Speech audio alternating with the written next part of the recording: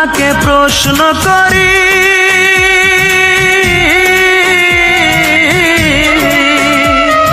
সে যে আজ পরের বাড়ি, কেন কান্দো রে মন চোখের জলে শুধু? যার জন্য কান্দো সে তো অন্যের বধূ, যার জন্য কান্দো সে তো অন্যের বধূ। ও মন কান্দো না, ও মন কান্দো না, যার জন্য কান্দো সে তো অন্যের বধূ, যার জন্য কান্দো সে তো অন্যের বধূ।